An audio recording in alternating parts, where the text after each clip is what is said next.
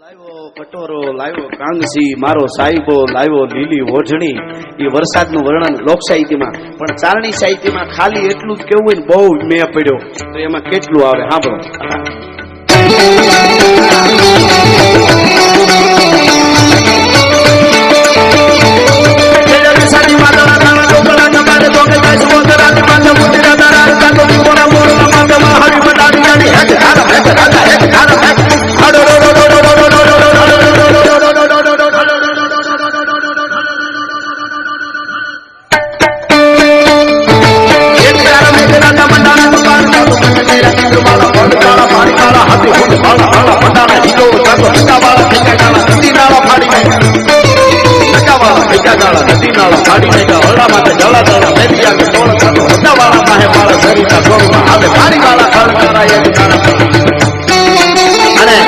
મારો જે ખોરાક છે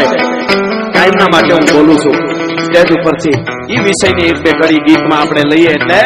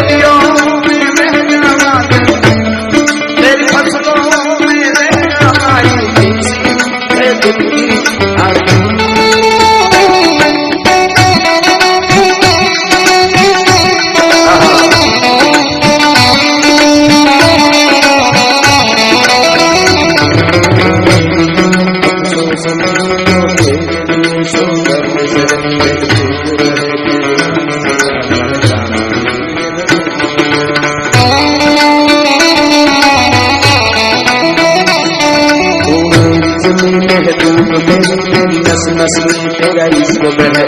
जाना पड़े कभी तेरा जिस्म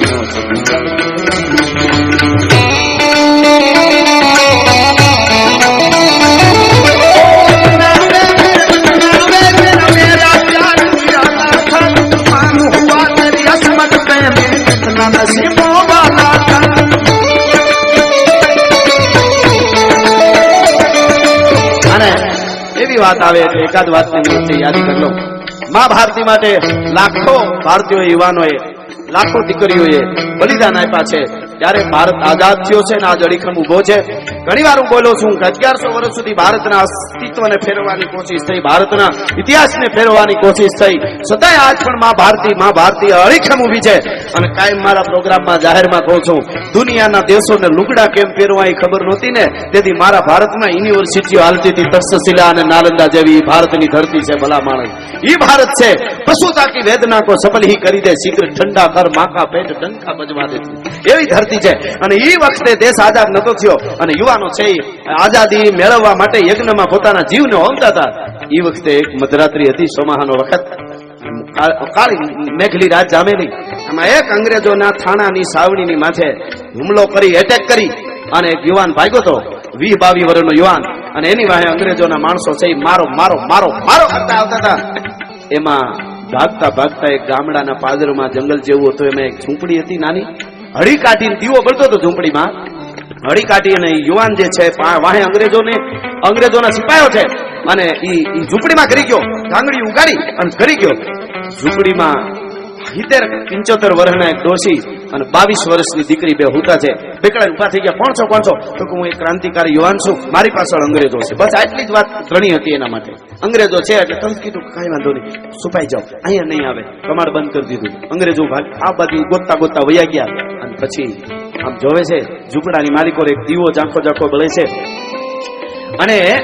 ઝાંખો દીવો બળે છે અને એક બાજુ ડોહીમાં હુતા એક બાજુ 20-22 વર્ષની દીકરી આમું જોઈને કીધું કોઈ પુરુષ નથી કે ના મારે પાણી પીવું છે ઓલો જુવાન કે છે એટલે ડોશીએ 20-22 વર્ષની દીકરી આમું જોયું દીકરી તરત પાણી ભરી દીધું લોટો પાણી ઉભા જુવાન પી ગયો કારણ કે ક્યારનો દોડ્યો આવતો તો હા સડી ગયું હતું અને પછી જોયું કે કોઈ પુરુષ તો કે ના કીધું એની સાથે દીકરીને અને 70-75 વર્ષની ડોસીની આંખમાં આંસુ આવી ગયા. યુવાને કીધું કે તમે રોવો છો? બીજું કાંઈ નથી કહેતો, કોઈ પુરુષ નથી. તો કે ના, મારા દીકરાની દીકરી છે, મારો દીકરો ગુજરી ગયો, મારા દીકરાની બહુ ગુજરી ગઈ છે, અને દીકરાની દીકરીને હું મોટી કરું છું, અને હું એની દાદી છું, મારી દીકરાની દીકરી છે. તો કે એમાં રોવો છો? મા ભારતીને આઝાદ કરવા કેટલાય બલિદાન આપી દીધું.